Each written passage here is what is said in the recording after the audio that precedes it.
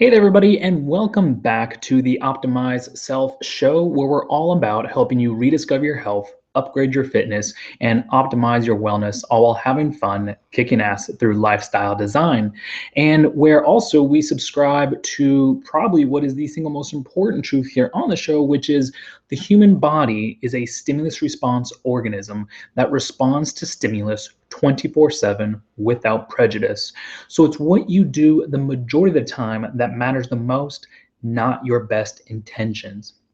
That's key here because for those of you who've already watched or listened to the show, you already know this, but for you first-time viewers, I always invite people to come on in, watch, enjoy the show, but keep an open mind, and for the next hour or so, depending on how long this episode goes, put down your, what I lightheartedly refer to as your single factor focused monocle, which for most people is often fixated on exercise, sometimes diet, but usually just exercise.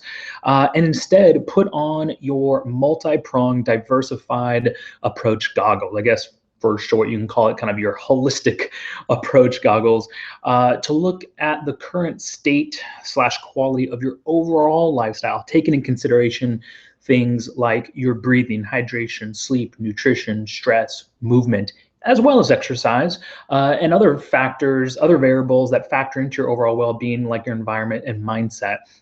So let's take all that into consideration as we go through today's show and future shows and help answer questions, which kind of brings me to, if you haven't seen the show, we're very much a Q&A type of format. So you supply the questions, I supply the answers, because in a world of probably content overwhelm, I know that's especially true in the health and fitness industries, I believe context is much more important. So usually we have one response to an optimized self-test question, which is significantly longer in length to respond to, and then one or two shorter questions. But today we have two shorter questions, kind of a little insight into a top secret project that, believe it or not, even I didn't know I was working on, but I want to share that with you, and no optimized self-test response. So I want to take a moment, actually I do this usually in every show, but especially today, to encourage you to go take the optimized self-test. And I'll show you where you can do that. Let me just get the screen share button up. Here we go. So if you go to optimizeself.ninja, this is what you'll see here, a logo at the top. And in this video player, you can see past episodes of the Optimized Self Show, all the way going back to, whoops, scrolled too much, going back to episode 1. So you can watch that there. And then right under there is this big kind of orange button that turns red when you mouse over it. It says, click here to take the Optimized Self Test, ask me a question, and uncover what's holding you back from being your best self. So if you click there, this little pop-up will appear. You put in your email. Obviously, it's something probably other than then take the test now, and you will be emailed a link to the Optimized Self Test. And what the Optimized Self Test is kind of a self-assessment questionnaire form. It's a Google form, takes just a few minutes to fill out. And on that questionnaire, there's a place for you to ask me a few questions, but also some questions that I ask you pertaining to kind of asking you to quantify certain of those foundations of health: the breathing, hydration, sleep, nutrition, et cetera, et cetera. And by doing that, what you'll be doing, number one, is it'll cause you to pause and reflect. And I always find that the questions asked inside of the Optimized Self-Test are always better than those, are of higher quality, caliber, standard, however you want to refer to it as, than those outside. And I think that's because there's a lot of, and I've asked this of people, why that is, before they took the test and after. And a lot of them say, hey, I didn't even think that any of those things had to do with it, but obviously you were asking about it, which then caused me to pause and reflect and go, maybe this is, contributing to whatever symptom I'm dealing with, whether it's weight gain or chronic pain symptoms or diabetes or, food allergies, whatever the case may be. So that's number one. The other part is by supplying me with that information, when you ask your questions, which there's a place for too inside the Optimized Self-Test, you'll be supplying me with the information I need to give you better, more accurate advice and recommendations that is custom made to your unique individual needs. Okay, so basically you'll be helping me help you. So that's why I definitely recommend people, including yourself, if you haven't already done so, to take the Optimized Self test. Now, if you have a shorter, especially more specific question, you can also text me your questions to 619-800-2459. Again, that number is 619-800-2459. And I'll put it up on the screen later on in the show in a lower third. Okay. You can also leave me audio questions in the form of a voicemail on that same number. One last time, 619-800-2459, that I can play them back on the show and answer them for you and ideally for everyone else's benefit to hear. All right. So with that, let's get started. I'll leave this screen up for a little bit, and then we'll actually switch to some other screens, and eventually you'll see me. But let's see, today's topics, we're going to be going over, well, first, Mark, who is an avid road cyclist from the Optimized Self Dojo, requests a posture/lifestyle evaluation to help eliminate his lower back pain. So we're going to do that. And then I don't know if this first letter in the name is an L or an I because of, you know, how sometimes they look depending on which font you use, and it's from YouTube. So it's either Lantruong or Ian Strong, or Ian Trong. I don't know why I put an S in there. Lantruong or Ian Trong. Sorry if I'm butchering the YouTube username. But they want to know how often they should do corrective exercises. And this is a common question I get many, many times. So I thought it is important to address on today's show. And last but certainly not least, I dropped the curtain on a project so top secret that even I didn't know I've been working on it. So we're kind of finding out at the same time, both you and I and everyone else watching. So all that and more coming up on today's show. But before we get to that, I just want to take a moment, as I do at the beginning of every episode, to thank my Optimized Self ninjas and ninjettes. And if you're wondering what's an Optimized Self ninja or ninjette, that's simply kind of my lighthearted way of referring to those people that I work with that have blessed me with the opportunity to work with them, have entrusted me to help them in one of, if not, I'm sure many would consider the most important aspects of their life, you know, their health, their fitness, their overall well-being. You know, they only get one. So I really, really appreciate it. But even furthermore, anybody watching this show who sends in questions should also thank them, because this show is funded 100% by them. You know, it's those people who choose to work with me one-on-one, and those people who choose to keep me on as a retainer, which actually on optimizedself.ninja, the page you're looking at, if you scroll to the bottom here, you can learn more about working one-on-one with me, or you know, keeping me on retainer. And then also probably even you know, the other people I'd like to thank is those people inside the Optimized Self Dojo. So let me show you that. I mean, the one-on-one sessions, I think you get, that's just working with me one-on-one, and you can go to those links and learn more about it. The retainer is basically keeping me on for a certain time, a month, a quarter, half year, a year, to work with you and everyone in your household with, for, you know, overcome whatever it is you're struggling from, basically get you from where you currently are to where you want to be, and you have unlimited access to me. And that's what a retainer's for, just like a lawyer, a doctor, or, you know, finance person, something like that. So you can learn more about those over on optimizedself.ninja, as well as you can learn about what's the Optimized Self Dojo. But I'm going to go a little bit more into this because I really think this is the best bang for your buck. This is where you're going to get the best ROI, your return on investment, because of everything that's included inside. All right. So you can, after you scroll below the button here where you take the Optimized Self test, you'll see all the parts, all the things, the modules and the resources that are included inside the Optimized Self Dojo. And then it kind of breaks here for a little bit. And then all the bonuses that are also included. So as you can tell, there is a lot, and I won't bore you with going over and reading what each of those are. But I will break it up into three very important parts about what's included inside the dojo.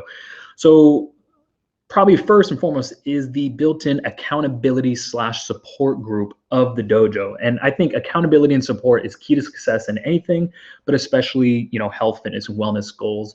There is definitely power in numbers. The more people that you are accountable to, that hold you accountable, and that support you, the more likely you are to succeed in whatever it is you're trying to achieve. You probably don't need me to tell you that. There's tons and tons of studies, all over that prove that. So we do this in the form of a private Facebook group. Actually, I have a tab open here. Let's see, make sure you guys can see that. Yep, there it is. So there is the Optimized Self Dojo, and you can, just like any other Facebook group, you can write posts. We have discussions. One of these actually I'm going to be sharing with you. So there's all of that. So that's part number one, is the accountability / support group. You have access to the other members, you have access to me. And basically what we're trying to do here is crowdsource everybody, the collective members, their collective time, knowledge, and experience, and then leverage off of each other to come to form solutions to our problems quicker, simpler, more efficiently than we could on our own. All right, so we're just using the power of numbers there, and math, I guess you can say. Two minds are better than one. Well, 10, 20, 30, 300, are going to be better, much better than one. So that's thing number one. The second part is, if you go to this events tab, and you see we have a live training, aka Hangout. This one's based on tech, and basically how the pros and cons of how tech influences your health and fitness, and vice versa, and some really great tech that I use and other members use. So that's about that. But if you go over here, we can go past events, and you'll see, there's a number of them now. Now we're on number, I guess, yeah, this will be number 20, the tech party. And what these are is every Saturday at 10 a.m. Pacific Standard Time, either one or more of the dojo members joins me on a live video call, much like I'm recording live now, and we talk about whatever it is they deem is most important. If they have questions, we try to solve their problems, either just them and me, or me and whoever else is watching. I know there's the ability to have up to 9 or 10 people. I think the most we had at once was 4 or 5. So we do that, and that's great because it's continual, ongoing support. You have access to me, the other dojo members. We meet live on video in real time every Saturday at 10 a.m. Pacific Standard Time. So that's great for how to use the other resources you have access to, which brings me to my kind of final, third most important part of the Optimized Self Dojo, which is the Optimized Self Arsenal. Let me make sure you guys are seeing that there. Yep, cool. So this is the Optimized Self Arsenal. It's basically a live Google Doc page, which basically means it's organic. If I change something like the word "the" to the word, I don't know, elephant, if you were viewing the document, you would see it change live. And you can ask questions, you can highlight things, you can make suggestions. I'll make sure I'll just go to viewing so I don't accidentally change anything. So basically what this is, let's go to the table of contents here. And this is the Optimized Self Arsenal is basically a collection of tools, guides, resources, tutorials, basically the most important things that I've learned over 13 plus, coming up on 14 years working with countless people. I can't even keep count, spending tens of thousands of hours and tens of thousands of dollars figuring this all out. I put the most important things that I know that I share with my one-on-one clients and my retainer clients in here. And you can see there's modules on how to go about optimizing your breathing, hydration, sleep, nutrition, stress, movement, all of them, and much, much more. So again, there's too much to go over. Really, it's basically kind of an online book in and of itself, but it's kind of neat because if something needs to be changed or I change something, you don't have to go buy a new copy. You don't have to download a new copy. I don't have to send you a new link. It's changed live on the fly in real time. So that is really cool. And so basically you get access to all of that. Let's go back to there we go. You guys can see that. So basically that's the Optimized Self Dojo. And if you add everything up, right, you basically go, you scroll all the way through here and take your time, look through, everything that's included. But if you add everything up, there is a total of $3,650 worth of value per year. And eventually this is going to turn into like a monthly, quarterly, annual type of recurring membership. But right now you can actually get started for as little as $26 one-time payment. And I say as little as because with each membership that is sold, the price does increase. Okay, so if you're interested in getting in on this, definitely by all means go to optimizeself.ninja, take a look and see what everything is included inside. If you have any questions about anything, please reach out to me. I want to make sure you feel confident, before joining, before making a purchase. And also, if you see something, if you have any ideas to make it better, if you have any, constructive criticism, I'm always looking for ways to improve and provide more and more value and be of continual service to you and others. But yeah, definitely check it out. Granted, it's my group. I'm kind of biased, but I would love for you to join, at least come in. There's a 30-day money back guarantee. I actually even offer a 200% money back guarantee if you actually apply what's inside and it doesn't work for you. So really there's nothing to lose and only, many things to gain. So check that out. And also if you join, and even if you don't, please say a special thank you to all the ninjas and ninjettes who have, those that work with me one-on-one, and those that keep me on as retainer, because it's because of them that this show exists. They're awesome. I love them. You should too, because like I said, that's why you're able to enjoy this show. So with that said, let me turn off the screen share, and I'm going to grab some water and we will get into today's first topic.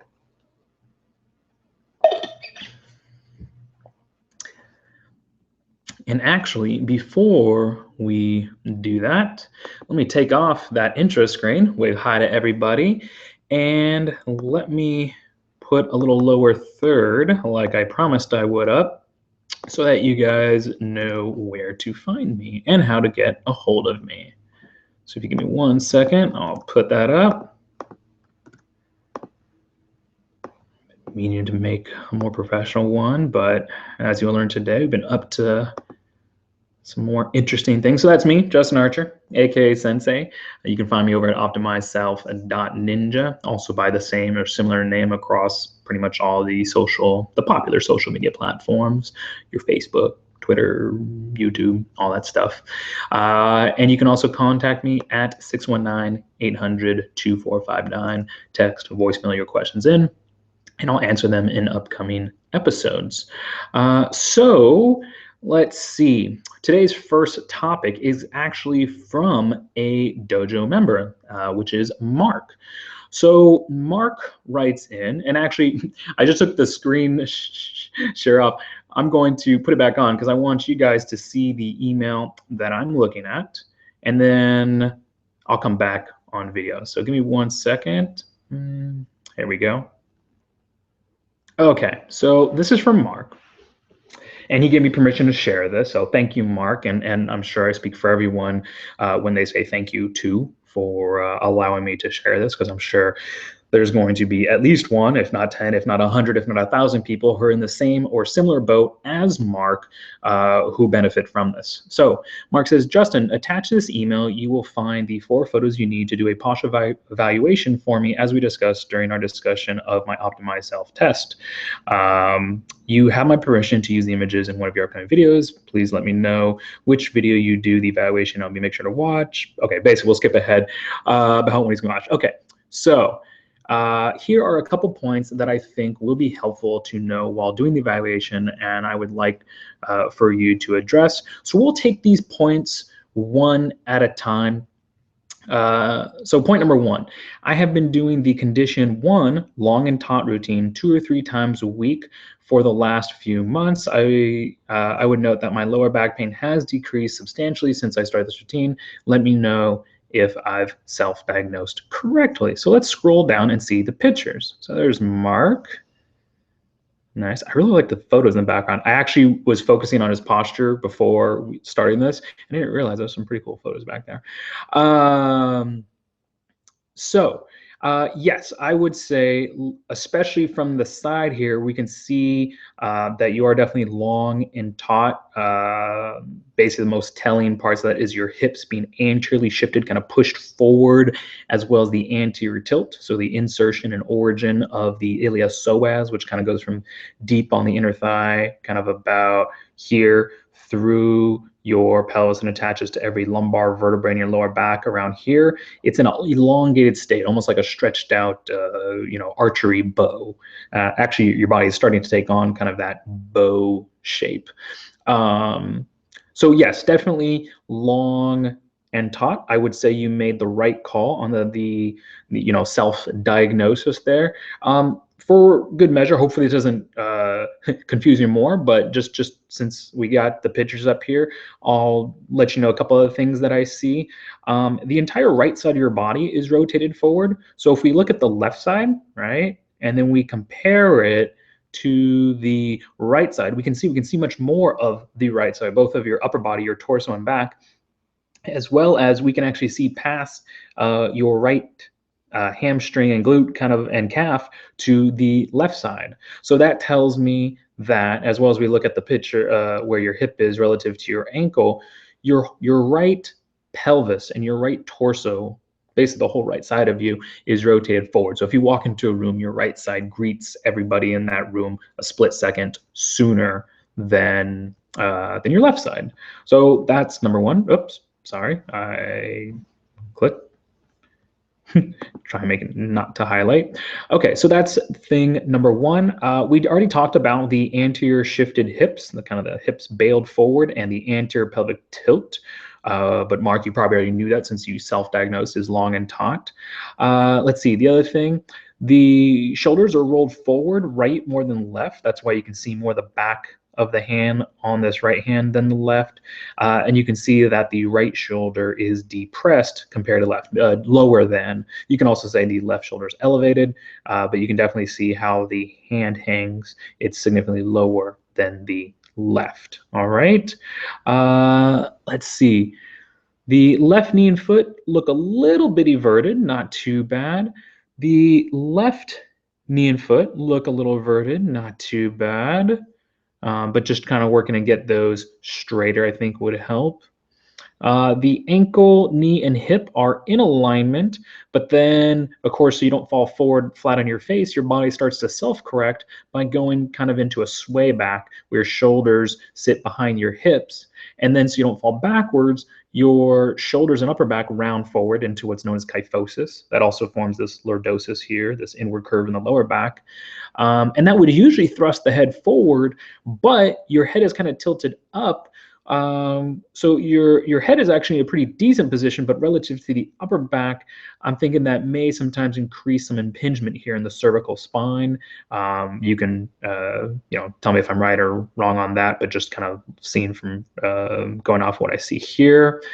And let me check something here. It looks like your left hip is a little elevated, but that could just be how the waistband sits. No, it looks a little elevated, kind of like where your left iliac crest is right here compared to where this one is. Looks like the left is a little bit higher. All right, and I think, just double checking here, I think that's about it. So if you want to review that, it's a great thing about YouTube. It allows you to rewind and repeat, and I think repetition is key for learning anything new, and technology is great. It allows us to do that. So yeah, going back, point number one, yes, you are on, you're on, excuse me, you are of the condition one, long and taut posture variety. So keep doing that routine. I would say start to do it more frequently, at least once a day. Actually, I have some advice coming up, so hold off on that. But yeah, just you're going to want to do it a bit more frequently. But let's move to point number two, and I'll put it right there. All right, so point number 2. As I noted and you addressed in my self-evaluation, I'm an avid road cyclist. Based on your statement that your body's a stimulus response organism, is there a set of exercises that would be useful to reset or return my body to a neutral condition after riding? Static back comes to mind. Yeah, static back would be a good one, especially I would say after, to kind of reset. But what I would suggest as kind of a post cycling routine so that you bring a more aligned, better functioning body to the bike is the following 3 exercises. And I'll put these in the show notes below under mention links, along with how long you should hold each position and a link to a video tutorial. Also, if any other road cyclists are interested in learning these. The first one is static extension. The second is downward dog, and the third is full squat. Should only take about 5-6 minutes to run through those 3, and you want to do them in that order: static extension, downward dog, full squat. All right, and I'll include them in that order, in that sequencing, down below in the show notes under mentioned links. And yes, the sequencing, the order is important because this goes for any of the exercise routines that I recommend. Exercise number 1 prepares your body for exercise number 2. Number 1 and 2 prepare your body for number 3, et cetera, et cetera. I think you get the point. And then point number 3, let me put that back. I have a mild this is, interesting. Been in posture alignment and chronic pain for so long. This is one word that I always struggle with. So here, I'm going to try it. Spondylolisthesis. Blah. Seriously, why can't they come up with simpler names? Anyways, mild case of that in my lower back. My orthopedist says somewhere between 0 and 1. Please note exercise that either are well suited for this condition or exercise I should stay away from for this condition. So first of all, let's define, for those not familiar with spondylolisthesis, basically what it is. Well, it's a forward displacement of the vertebra. The question that I would pose, Mark, to you and anyone else suffering from, I usually refer to it as spondy or spondylo for short, is what is causing the vertebra to displace? Well, from the looks of your photos, it's obviously your hips being anteriorly shifted and tilted. Let's actually go to that. Right here, with the hips being pushed forward and the pelvis being tilted forward like it is. This then causes that lumbar stenosis, and then that causes the spondylolisthesis. That's why I always shorten to spondy. So here's what I would recommend doing. Let's go back to that point about what exercise to do. Well, there's a routine that's laid out, kind of called the tight hip flexor routine for those in hip extension. I believe this one actually I put out before the condition 1 long and taut routine, but I'll include a link to it. And inside that post, you'll see 4 exercises. There's 4, yeah. Static back, which I know you're familiar with, flexion abdominal position, elevated child's pose with pressure glide, and foot circles and point flexes. And these 4 exercises I would recommend you do. And what I would recommend is actually alternating that with the condition 1 long and taut routine that you're already doing. So one day do the condition 1 long and taut routine, and then the next day do the let's call it the tight hip flexor routine for those in hip extension. I'll include the link below. Basically, those 4 exercises: static back, flexion abdominal position, elevated child's pose with pressure glide, and foot circles point flexes. You don't have to remember all those in order. Just go to the link, and they're linked to video tutorials and the sequencing. You just basically follow it like a recipe: step 1, 2, 3, 4, or in this case, exercise 1, 2, 3, 4. So do those on an every other day basis, and then on the days that you cycle, just do a little bit of the pre/post cycling routine that I made mention to before. Okay. Let's see. Point number 4, as a reminder, I noted on my Optimized Self test that my primary objectives are to eliminate lower back pain, improve overall posture, and be a better human. I have been listening. You noted in the video I was in a very flexion-based diet and that I needed to increase my extension. We're referring to as movement, just FYI for anybody not privy to Mark and I's previous conversation. I'd like to ensure whatever extension exercises I do won't aggravate my spondylolisthesis. You mentioned walking being a good exercise. I do quite a bit of hiking. So I would say, yeah, Mark, keep up the walking, the hiking, but also begin to incorporate various forms of crawling into your daily routine. And let's see, I can actually go, yeah, let me go off here. I'll try to remember to include a link to a video tutorial I made for an actual client of mine. I think it was Dustin. So if it says, hey, Dustin, it was for specifically him, but the movement still apply, the how to still applies. Sorry, that's Carmen. I think someone's dropping something else up the door, so she doesn't know what to make of it.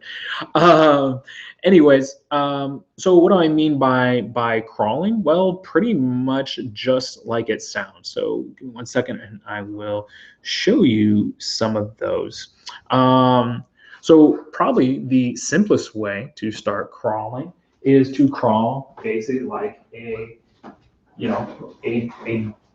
child crawls, basically opposite arm, opposite leg, like so. Also, if you want the more manly version, you can call it an army crawl, right? Like so.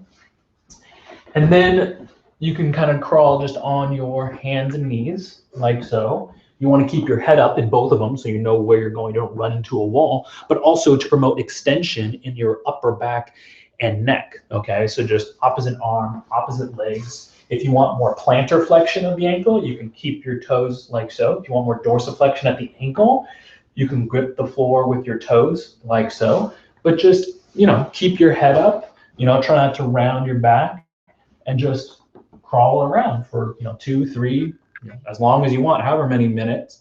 Then you can start to get to more advanced crawls. So you can go, pick your knees up and simply kind of like a bear crawl, go opposite arm, opposite leg. So granted, you're getting a mixture of flexion as you bring your leg forward, but also you're getting a certain amount of extension as your leg travels behind you. And this type of natural, sorry, let me move the camera up here. This type of natural, I kind of consider them functional developed movements. If you think things that we did as infants to toddlers to children, a lot of people want to know, how do they improve their posture? How do they move better? Well, if you want to look younger, feel younger, function younger, start moving like you did when you were younger. And by all means, use common sense and take what the body will give you, start small and add from there little by little. Definitely start with the kind of the pre-crawl or the army crawl, then go to the hands and knees, before trying to pick your knees up off the ground and do kind of like a bear crawl or like a Spider-Man or a leopard crawl, which even gets more advanced. We won't go into that today, but start doing that. And that will go a long way to improving your standing posture, which is also the same body you're going to bring into walking and hiking and cycling. That'll also help your cycling as well, performance both on and off the bike. Let's see. And I will go back to the share screen because the last point Mark made says, by the way, I am working on the foundations of health you discuss in your videos. And yeah, I would say that's great. Keep working on improving those foundations of health because I think it's important. Mark probably already knows this, but for anyone else that watching, without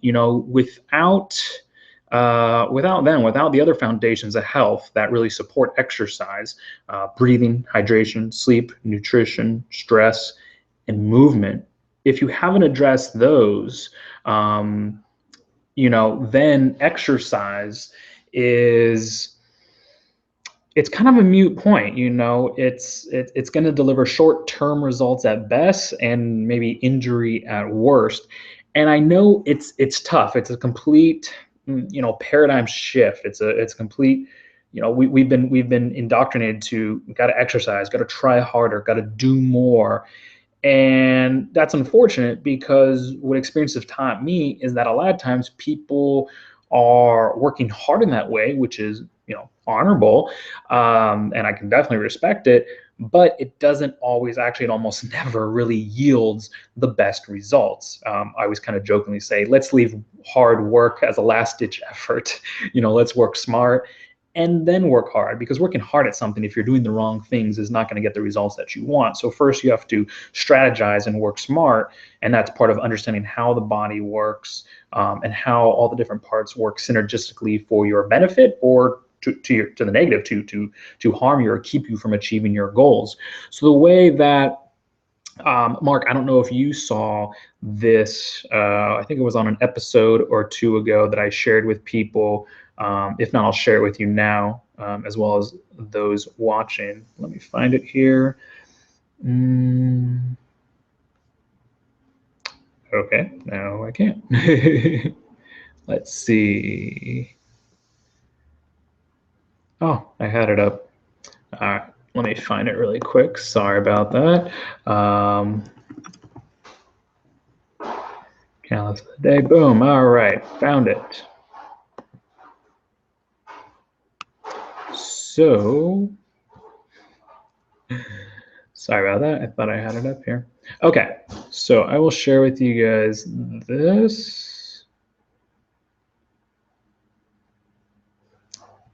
All right, so this I simply call, make sure you guys can see that. Yes. There's a little note I made in Evernote. So when you think about, I know everybody's tendency, like I said, is to fixate on exercise and exercise more and ask questions about, which exercise you should be doing, what order you should be doing them, where should you feel it, are you using proper form, et cetera, exercise question after exercise question. And I think questions about exercise are fine, but it's what's the context of them, meaning what is it asked alongside with? And I think Mark is doing the same thing. He is, working on improving the other foundations of his health. And I just want to make sure that those watching are taking this into consideration. Ask yourself, when you're asking, next time you ask a question about exercise, whether it's to me or to some other health professional, ask, why am I asking about exercise? What's the point? And is exercise the most efficient means of achieving my goals? And here's some other follow-up questions is, again, your body, the human body, is a stimulus response organism that responds to stimulus 24/7 without prejudice. So it's what you do the majority of the time. Let me emphasize that word if I didn't already pronunciate it that through emphasis there. What you do the majority of the time that matters the most, not your best intentions. So your best intentions may be to exercise the ever-loving you-know-what out of your body in order to make progress. But guess what? Your body doesn't care about your best intentions. It cares about the stimulus that it's subjected to, either consciously or subconsciously, by yourself and your surrounding environment.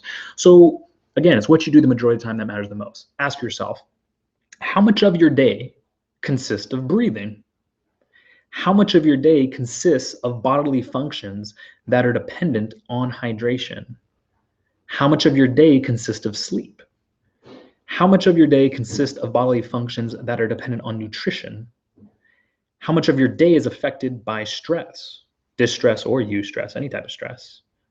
How much of your day consists of movement or lack thereof? Getting into one position, staying in it for a particular amount of time, or transitioning from position to position. And how much of your day consists of exercise? Well, as you can see, there's some little kind of fun facts in between each one there, and anybody watching can review those if you want. But that last one, how much of your day consists of exercise? Well, most people only exercise an average of about 15 to 30 minutes per day, and most do it wrong. So out of those 7 foundations of health, which do you think has the biggest impact on your overall well-being? How would you prioritize those? Well, I already have. That's what the optimized self system is based on, is let's optimize the thing that you do the most to get the best results. That doesn't make exercise not important, but it's definitely not as vital to your survival and your ability to thrive in life as something like breathing or hydration or sleep or nutrition or stress or movement. Without those things, exercise doesn't really matter, or at least doesn't matter as much. Also, ask yourself how your environment and mindset has and can influence each of those foundations of health, including exercise. Environment. You are the sum average of your environment being who you hang out with, what you read, what you watch, what you listen to, what you surround yourself with, what you make contact with and interact with most frequently, and most importantly, what you do. And then there's your mindset. How and what you think determines how you act, which results in what you get, which then ultimately forms your beliefs and dictates your future thought process. Therefore, the quickest way to change your results is by changing the way you think, just like we're doing now. A lot of people think that exercise is some people think it's the only way to make progress. Others think it's the best way. And I used to subscribe to that mindset, that thought process, but experience not just of my own, but of working with many, many people of all different, heights, weights, ages, races, genders, all, everything has taught me otherwise. It's taught me that no, we have to look at what are the big chunks, the big blocks. And guess what? Exercise is not it. I mean, it's very rare that a person spends an hour a day, exercising. Most spend only 15 to 30 minutes. But you know what? Most people spend 6 to 9 hours sleeping. Most people, no, I would say everybody who's alive is breathing 24/7, whether they're awake or they're asleep. Every bodily function is dependent on proper hydration and nutrition to be able to perform. 90% of doctor visits are stress related. All these things are much bigger chunks than exercise. Yet, unfortunately, probably a combination of misinformation, marketing, and social memes over time have kind of brainwashed people into, but exercise is the thing we need to focus on the most. We're focusing on the thing that takes up the smallest amount of time in our life to try to make the biggest, we're trying to use it as the arc, what do you call it, the Archimedes leverage point, and it just doesn't work that way. Even though that may be our best intentions, it's more important on what you do most often, right? So this is precisely why I've structured, sequenced, and prioritized these 7 foundations of health, as well as things like your environment and mindset in the fashion that I have, basically illustrated below in what I refer to as the Optimized Self Pyramid. It's in a pyramid because what makes a pyramid strong is its foundation. It's the wider parts at the bottom. That's the base. Without that, the top is going to be very small and not as sturdy. You turn a pyramid upside down, it's not sturdy at all. It just takes a little bit to tip it over. Granted, you may argue that it's still a pyramid if it tips over, which you'd have a point. But in this case, I would say when I work with people one-on-one, or they keep me on as a retainer, or even in the group, I always look, no matter the symptom, hey, have you addressed? You don't have to be perfect, but shoot for 80% or above optimal. Have you at least addressed your breathing, your hydration, and sleep? Because that's stage 1. That's just recovering your health, kind of rediscovering your health. Then once you've addressed those, you move on to stage 2. You add on top of that nutrition and stress. You look to optimize those. And that's where you upgrade your fitness. And then you make it to stage 3, which is optimize your wellness. And wellness being the combination of health and fitness. Basically put those things together, you got wellness. And that's stage 3. And then environment and mindset are always circling those 7 foundations of health because they are always positively or negatively influencing all of those foundations of health. All right. So hopefully, to Mark and everyone else watching, that really drives home the point as to why it's important to focus on the foundation of health. Why I would say it should take priority over exercise. By all means, do the exercise. But so that you get your best return on investment in terms of time and effort spent doing the exercise, make sure your body's emergency brake, or multiple plural brakes, aren't on by not addressing those things. Again, Mark, I already know you are, but just making sure everybody else knows. Because I always tell people exercise is easy. Living is the hard part. And I tell more and more people nowadays, focus less on exercise and focus more on living better. That's not to say exercise is not important. It definitely has its place and it is important. But don't become fixated on the thing that takes up the smallest amount of time and part of your life to try to make these big drastic changes. It's just not going to work. Focus on things that you do most often: your breathing, your hydration, your sleep. Look at the things that are most vital to, like I said, your survival and your ability to thrive each and every day. The other thing is, and this I would suggest to Mark, find an accountability buddy. That is an actual term, an accountability buddy, someone to hold you accountable inside or outside the dojo. And if it's outside of the dojo, well, by all means, invite them inside the dojo to help support you in consistently making progress with your other foundations of health. It sounds like you're pretty gung-ho and have a good handle on the exercise front. But again, I want to make sure that you're addressing these 6 other foundations of health so that you get the most out of the time and energy you're putting into doing those exercises. All right. And I know Mark already knows this, but for everyone else watching, with each member that joins the Optimized Self Dojo, the collective time, knowledge, and experience of the group goes up. Therefore, there's more time, knowledge, and experience that we can each leverage off of. So the value grows exponentially each member that joins. So it's in everyone's best interest to get new members. And it doesn't have to be people might think, oh, it has to be a doctor or a physical therapist. By all means, they are welcome.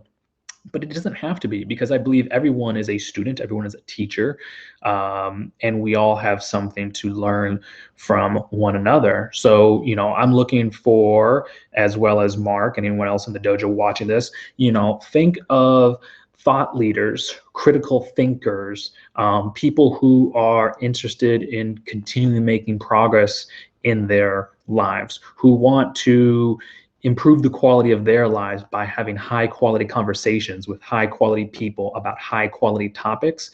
If they meet any of that criteria, get them in the group. Again, they do not have to be in health and fitness.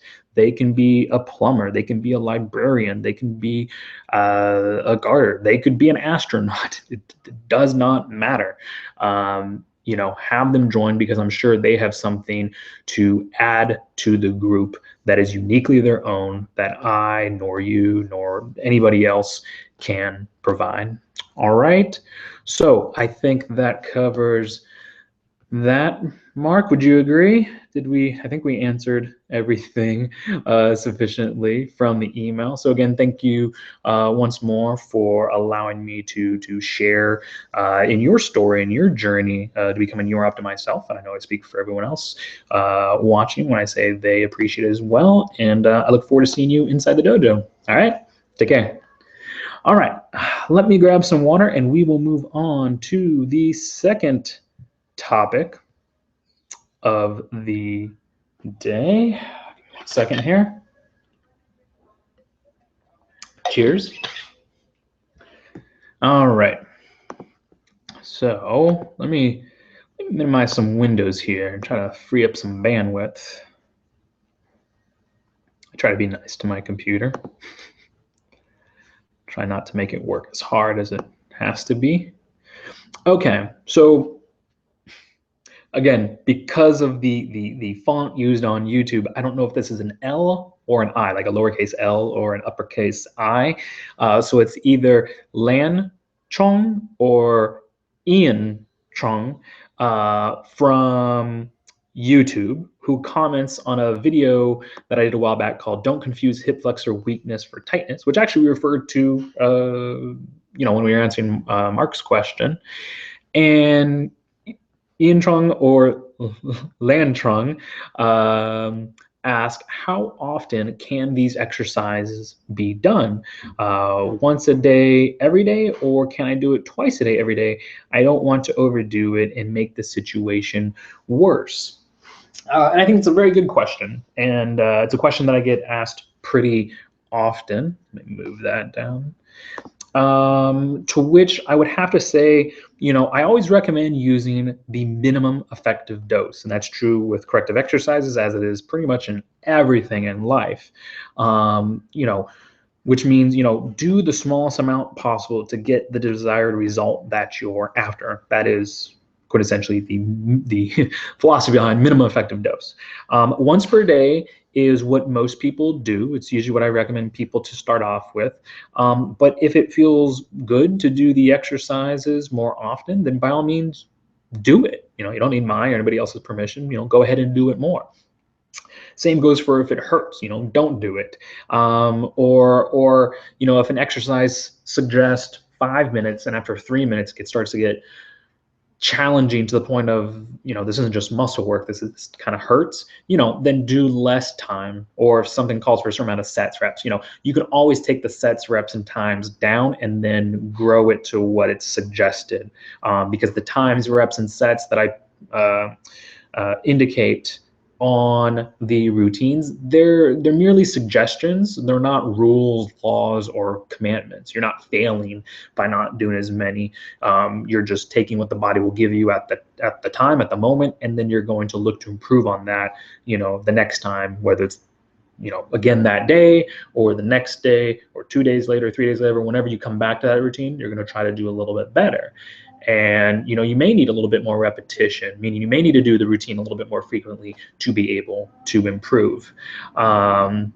The other thing is the quantity and quality of your daily movement practices, otherwise known as habits, which, by the way, we all have. And even if you think, you don't have habits, well, your habits is not having a habit. So the quantity and quality of your daily movement practices and habits, and the synergistic influence of your other foundations of health, those being your breathing, hydration, sleep, nutrition, stress, and movement, as well as things like your environment and mindset, they're going to determine also how frequently you have to do the exercises. So if you're moving a lot more frequently, getting, right now I'm sitting on the ground, and you see I'm fidgeting, I'm changing from position to position.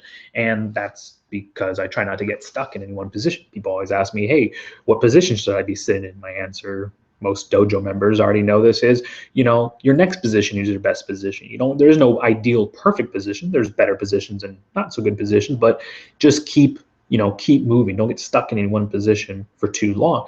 So if you work from a standing desk, and if you go from sitting to standing to kneeling to on the ground, probably, roughly every 20, 25 minutes, you are not going to require as many corrective exercises, because just in your day-to-day life, you're getting more movement, more activity. You're assuming a greater variety of positions. Like I just changed into like a half lotus pose. Okay, so I'm not going to need as much hip flexion and external rotation as someone who sits cross-legged in a normal chair would require. So those things, again, as well as breathing, hydration, sleep, nutrition, stress, all those foundations of health factor into how often you'll need to do the exercises. But if you do the exercises consistently, again, usually my normal recommendation is do whatever routine you're looking at, whatever exercise routine, do all the exercises in the order given. And if you do those consistently once per day, while simultaneously improving your other foundations of health, then you should get to a point where you don't need to do them as often. And a story that I often share with people is about a client of mine with knee pain. And originally I saw them for 8 weeks, 1 week, saw them each week for 8 weeks. They came in with really bad knee pain. They got better. And then I didn't see them for like 2 or 3 months, but I would call and check up on them every once in a while. And they were, doing well and everything. And then when they came back in kind of for a checkup, and I said, yeah, how's it going? How often are you doing the exercises? And they said, Justin, I have to be honest with you. I'm like, I'm only doing it usually every 2 or 3 days. Is that all right? And I said, well, how's your knee? How's everything? But specifically, I know they came in for the knee, and I said, well, how's your knee, and how's everything feel? Oh, great! I love it. I feel great. It's allowed me to go walking again more, start cycling. I think they picked up tennis, which they hadn't done, or they hadn't done in a long time. They were speaking, doing all these movements that they wouldn't be before. And I said, well, sounds like you're moving a lot more. They said, oh yeah, definitely, definitely. And they almost had this guilt of like, yeah, but I'm only doing my exercise every 2 or 3 days. It's like, yeah, but you're getting way more variety, much more quantity and quality of movement than what you previously were. That's why you had to do your exercises every day. And while I drilled it into them, but now that you can move more, guess what? You don't have to do them as often. So I said, just doing your exercise every 2 or 3 days feel good to you? They said, yeah. I said, great. There's like, well, could I go even every 4 days? I said, well, give it a try. If the pain comes back, that means that you're not filling up on movement. I think of movement as food and think of corrective exercises as supplements. You don't fill up on supplements and then eat a little food. No, it's the other way around. You fill up on food, whole, real food. And then whatever nutrition you're lacking in real food, then you supplement with vitamins and pills and things like that. And so that's the same thing. If you're moving more, you won't need to do corrective exercises as much or as many of them or as frequently. So that's really important to keep in mind. And I would like, and again, I'm looking at the username, Lantruong or in Trong from YouTube. I would love to give you even more specific advice that's custom to your unique situation, what you're currently struggling with, which according from the video that you commented on, the don't confuse hip flexor weakness for tightness is something to do with your hip flexors.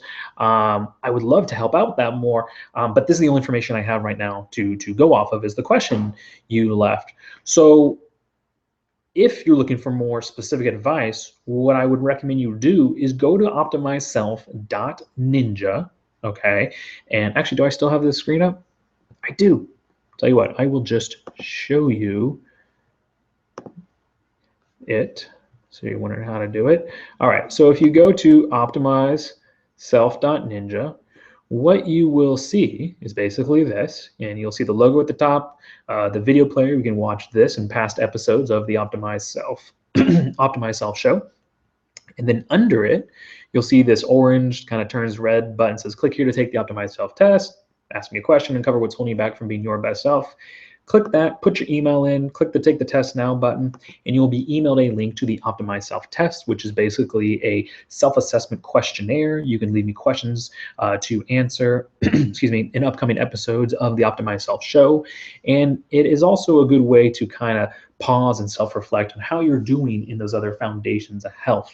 And by taking that, you will be giving me more of the info I need to give you better, more specific advice. Like I said, that's totally custom and unique to your needs. All right. So that would be the next step I would recommend taking.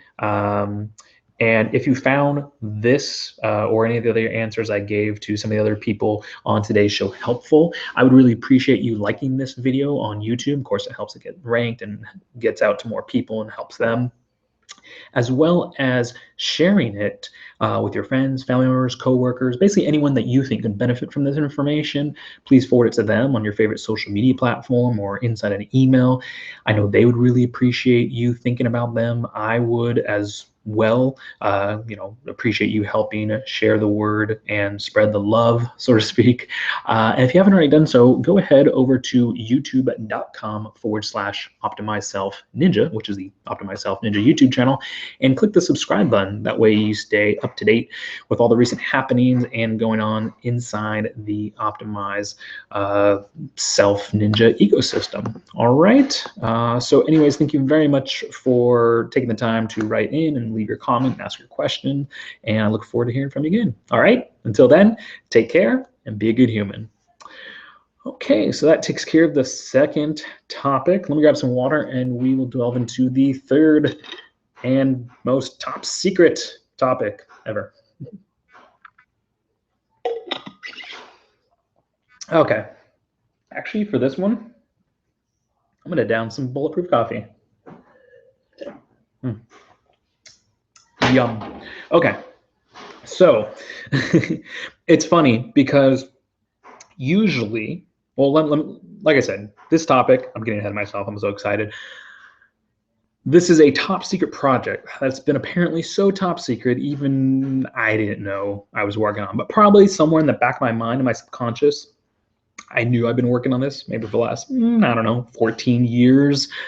But I recently had kind of a combination of an epiphany and a eureka moment, which if you kind of sounds like it sounds like an electric fairy slash pixie and, well, eureka, a vacuum, so what do you get when you put them together? Basically a brain-gasm of ideas. And usually, so let me get, now I'm actually coming back to where I started. Usually I'll have a topic and I have some little notes just to keep me from going off. But after like one or two, it's like just wing it because I don't know where this is going to go. So earlier, I'm sorry, it wasn't today, yesterday, I shared inside the Optimized Self Dojo, and I'll share it with you guys as well. Let's see, go to discussion, and I'll share the screen here. And as I bring this up, I'll tell you, time and time again, people have told me, Justin, you should write a book. And as nice as that is here to hear from for your ego, really, more than anything, I've always said no, because although also I've been told I'm good at writing, I despise writing. You have to stay in one spot. It's very uncomfortable. It's terrible for your posture. It's terrible for your overall health. Ask anybody who's written a book. It's like one of the most unhealthiest things you can do. I mean, you can do certain things to modify your environment to make it better, but basically it just still sucks. So I'm like, no, I much prefer audio or video than a book. And there's enough health and fitness books and stuff out there. Sorry, I'm trying to find actually what I wrote about earlier. Oh, here it is. But I had an idea the other day, and it's right here. Let me make sure you guys can see that. Perfect. Yes, you can.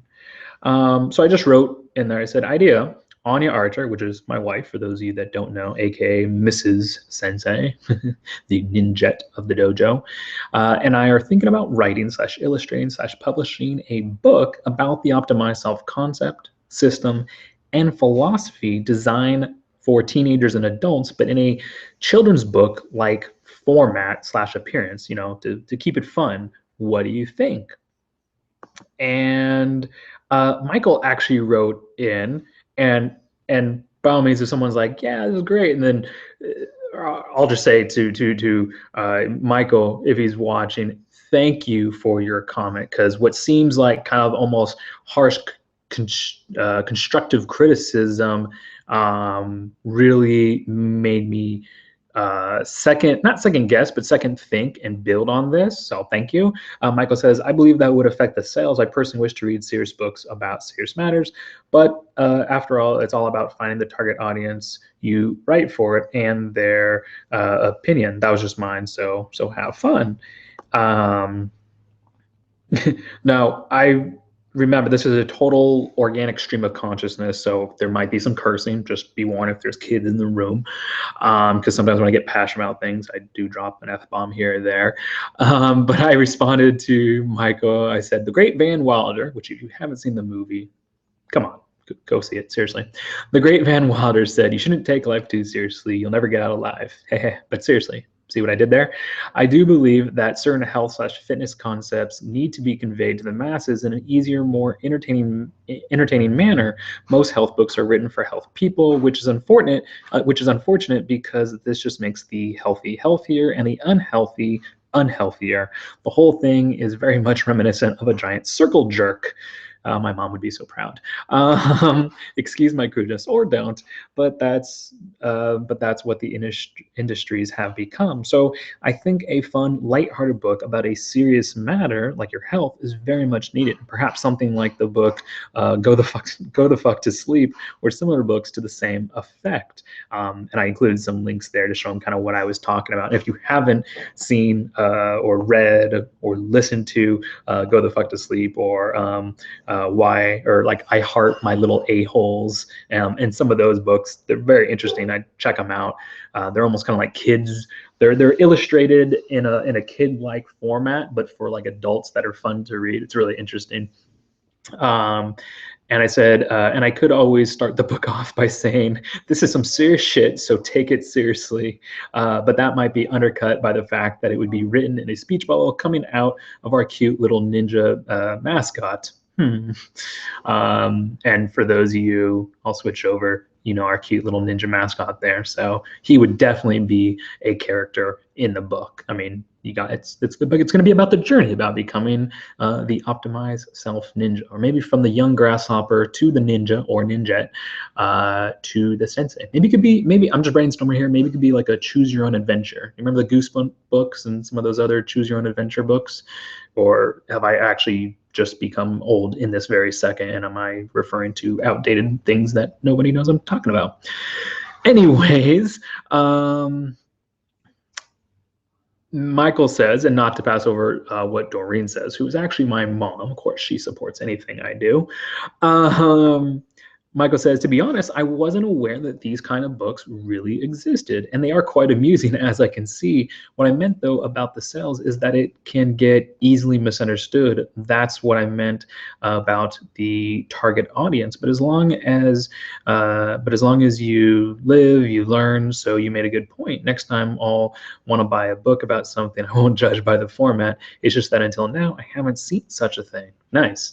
And I appreciate Michael's candidness about it, that he's just like, hey, I didn't know this thing existed. And I think that's very true about many things, in life. It's like you can't fault somebody for going, oh, you don't know this thing? Sorry, that's our dog. She's apparently very passionate about this subject too.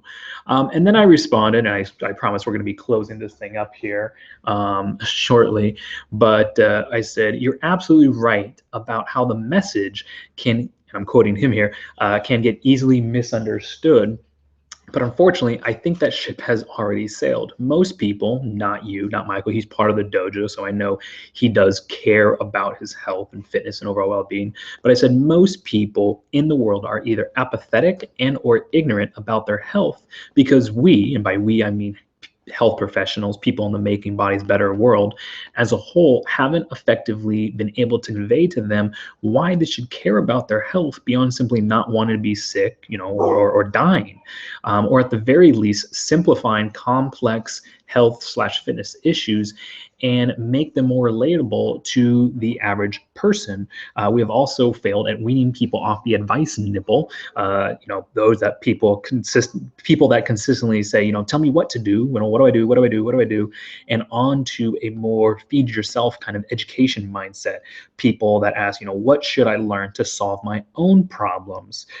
These are the problems I would like to address. Both in this book I'm thinking about creating with my wife, as well as in future, projects. Basically, that is the point of the Optimize. What I'm doing right now is I'm not really interested in discovering and creating new things in the health, fitness, wellness, making bodies better world. If it happens, so be it. That's great.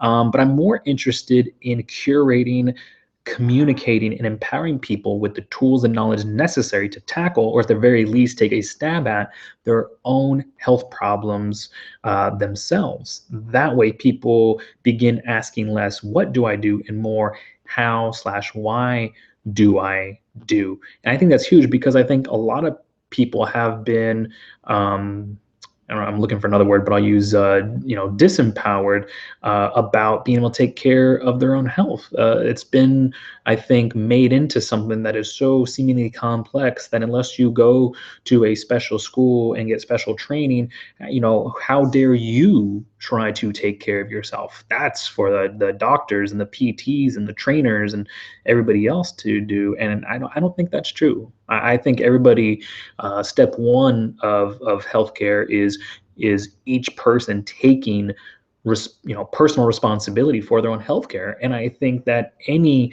system, method, program, professional, anybody or anything that suggests otherwise is doing people a huge disservice. And I don't want to be that. No, you don't pass the buck on to others. I always regularly tell people that listening to health experts, reading health articles, accumulating knowledge is usually a good idea.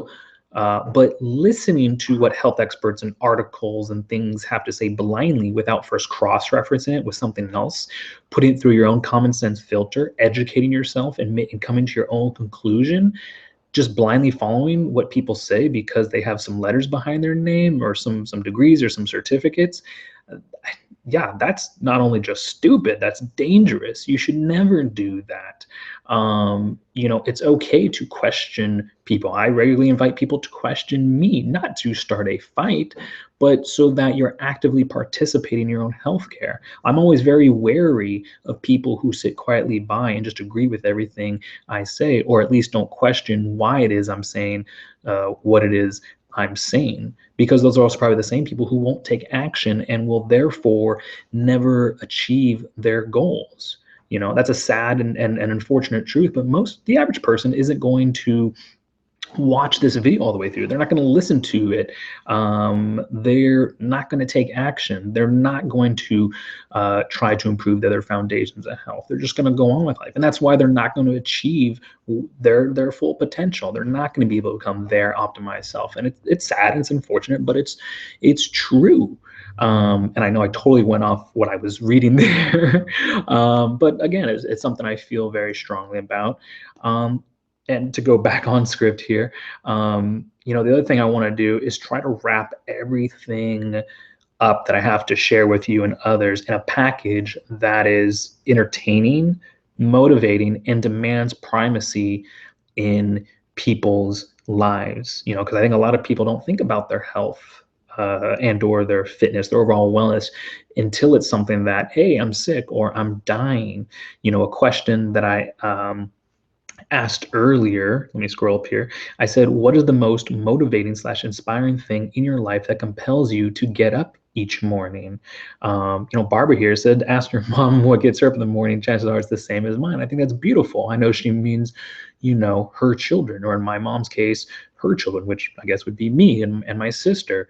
And I think that is great. So instead of focusing on becoming your optimized self and optimizing your breathing, hydration, sleep, nutrition, stress, the average person doesn't care about squatting more, bench pressing more, having a six pack. I mean, I'm sure everybody would like to, but you know what? Instead, for Barbara and my mom, and for other parents out there who have the same or similar response as they do, which is, hey, the thing that I'm most grateful for, the thing that I love the most, that I'm most excited about each morning when I wake up, is my children, and being able to spend time with them and being able to pass on things that I know to them and being a good parent.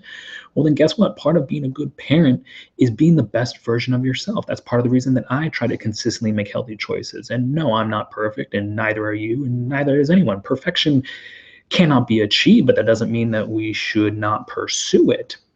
And you owe it to your kids. If that's the thing that you love, don't worry about having a six pack and all the proper biomarkers and geeking about that. I mean, I like that too. That's another thing that I like, but you may not like that, and that's fine.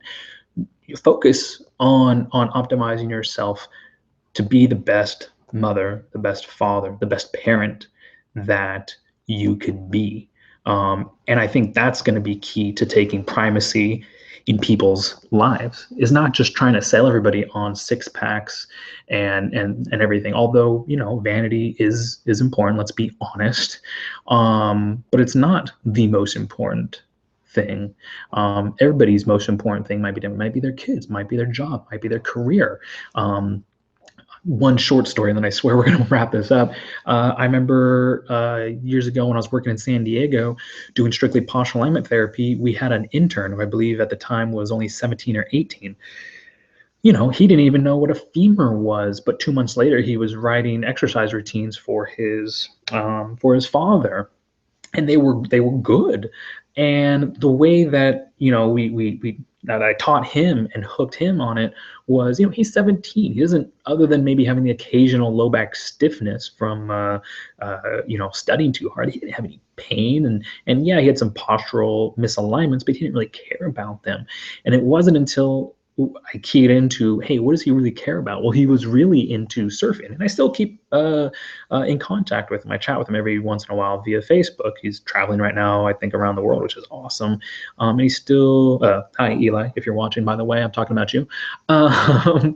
He loves surfing. And so when I evaluated his posture, I brought it back to his passion, which was surfing. And I was like, all right, let's go through the motions. Pop up on your board. Okay, do you see how that leg lagged behind everything? Okay, here's why. Is because this part of your body isn't functioning properly. All right, now let's do this exercise. Now go back and do your pop-up. And he would go, oh my gosh, I can feel the difference, the strength, the speed, the coordination. Go, yeah, that's why this stuff is important. And that's how, for him, then he would come in and ask questions, and I could see that he was really into it. Not, again, because he gave him, probably gave two shits about his posture. He's 17, and everything, but what he's learning now and how it relates to his main passion, or at least back then, maybe it's changed now, but his surfing and his ability to surf, because that's what he cared about, that's going to translate into other areas of his life. Those are lessons he's going to be able to apply, when he's in his 40s, 50s, 60s, 70s, and are going to be able to prevent him from having a lot of types of pains that a lot of people in those age groups struggle with. So again, I think it's finding the thing that you care and love and motivates and interests you the most, and going, that's why I'm going to consistently strive to make healthy choices, not just for my own well-being, but yeah, for my kids or my siblings or my friends or my family members or my clients, my loved ones, anybody, or for my job, my passion, my sport. Let those be the reasons. So all those things and probably more, but I will cut it at that for today. This is my ideal version of what the Optimized Self Dojo, the book, which actually I just giddy with anticipation at the thought of even working with my wife on this. I think it's something that the world, the making bodies better industry, which I kind of throw in everything in their health, fitness, wellness, something that everybody needs. But the Optimized Self Dojo, the book, the concept, the system, and the whole Optimized Self philosophy, that's basically, in a nutshell, what I think it can be and what it should be. And if you're watching and anything that I just said on this last segment of the show, or anything that I mentioned to Mark or Ian Trong or Leon Trong, sorry if I'm still butchering your name, makes sense to you, if it resonates with you, then I would love for you to join me and us, because it's not about you or me, it's about we, let's be honest. Join me inside the dojo, which, you just go to Optimized Self Ninja, and you can just basically scroll down, boom, click there to join the dojo, grab reserve a spot here. You can get started for a one-time payment of $26, which is an absolute steal. And then you can, join me, Michael, and everybody else inside the dojo here. And so, yeah, I just wanted to share you guys with basically kind of that top secret project. And for all dojo members, anyone who's watching, I would say a lot of this came out of the last week or two. So including today, if I've seen scatterbrain or anything, I have admittedly been running myself ragged. I need to work on my sleep and my stress. I am the sensei here, so let me fall on my own sword and say those are places I need to work on. But it hasn't been in vain. It hasn't been for nothing. I've been working really hard, going on a lot of kind of walk-in ponders, as I refer to them as, and thinking of how to put together and concisely. Obviously, this is not a good example of it because I'm going on and on. But how to put together and communicate better to people the optimized self concept, the system, the philosophy, and then eventually wrapping it all up in kind of a fun thing, which I guess could be this book, and then building a community around all that, which is the Optimized Self Dojo. So, anyways, I think that about covers it. Let me take this screen share off and say thank you for joining me, watching today's show. If you haven't already done so, head on over to optimizeself.ninja/test to take the Optimized Self test, or you can always click on that orange, red, orange, whatever button to take the test. I know some people, if they've already been part of one of my email lists, they say sometimes it has an issue letting them in. So you can just always go to optimizeself.ninja/ whichever way you're looking at this, /test, and that'll bring you right to the Optimized Self Test questionnaire. All right. You can always also text or voicemail me your questions to 619-800-2459. Definitely, I invite you to join the Optimized Self Dojo. I definitely don't promote it as a, not get rich quick, but get healthy quick. It can help you do many, many different things, get you from where you currently are to where you want to be, but it does take audience participation, meaning it does take you actively participating. You can't just buy into and expect to get healthy. I always joke and say, when you're working on your hydration, the water can't just stay in the water bottle, and that you're supposed to drink half your body weight in ounces of water per day. You actually have to drink it. You have to actually put it in your mouth to do your body any good. Ideals are great. They're kind of the starter, the kindling, but to really get anything done, you have to execute, and you have to execute consistently. And if you're looking to do that, I definitely think the Optimized Self Dojo would be a great place to do so. You got the built-in accountability and support. You got the weekly live trainings, aka hangouts, that we do every Saturday at 10 a.m. Pacific Standard Time. You have access to all the material inside the Optimized Self arsenal, and really anything else that you want. If you get in there and you say, hey, this could really use this, or maybe this could be taken out, or this could be edited, let me know, because I'm always looking for ways to improve, provide more value, and be of continual service to you, for you, with you. I like that last one, with you. And if you're watching this on YouTube, or if you're not, if you don't mind, just taking, clicking on the little link at the top of the video player, going over to YouTube, liking this video, it'll help people find this video better, it'll help it rank higher. Also sharing it with friends, family, coworkers, the dog, cat, more likely like the mailman, sharing it with them on your favorite social media platform or in an email. I know they would really appreciate you thinking about them. I would really appreciate you helping spread the word and sharing the love. You would be both of our heroes. And if you haven't already done so, go ahead and click the subscribe button over on the Optimized Self Ninja YouTube channel. That way you stay up to date with all the recent happenings and going on inside the Optimized Self Ninja ecosystem. And last but not least, if for whatever reason the one-on-one sessions, the retainers, or the Optimized Self Dojo, none of those tickle your fancy, you're not interested in any of them, and also, if you aren't, I'd really be interested to know why, because I don't think all those are for everybody, but if you don't think they are, I'd just really be curious to know why, and maybe what is, all right? Because I want to make things that people like and use and want to be a part of, so I'd be curious to know. But if for whatever reason, if they're not, but you like the Optimized Self show and you want to support it, you can go to optimizedself.ninja/support. I'll include the link in the show notes under the YouTube description. You can go there and you could donate as little as you want, as much as you want. It could be a one-time payment, it could be a recurring monthly payment, and all that will go towards funding the show. All right, and it'd be greatly appreciated. But check out the one-on-one sessions, the retainers, and especially the Optimized Self Dojo. You get an immense amount of value and access, not just to me, but to others, for a very, very small cost. I mean, $26, you're going to get access to $3,650 worth of value each and every year, bare minimum. Actually, it's only going to go up from there, because that's just factoring in what I've already put in there and what I'm bringing to the table. It's hard to really put a price, a cost on what everybody else has to. It's probably, if I'm guessing, I'm not really fudging here. It's probably well over $5,000 right now. So $26 one-time payment is a steal, and it's going to go up. I guarantee it. Okay, it's one thing you can count on. Anyways, thank you all for watching and joining me today. I really appreciate it. I look forward to seeing you inside the next video. Until then, take care and be a good human.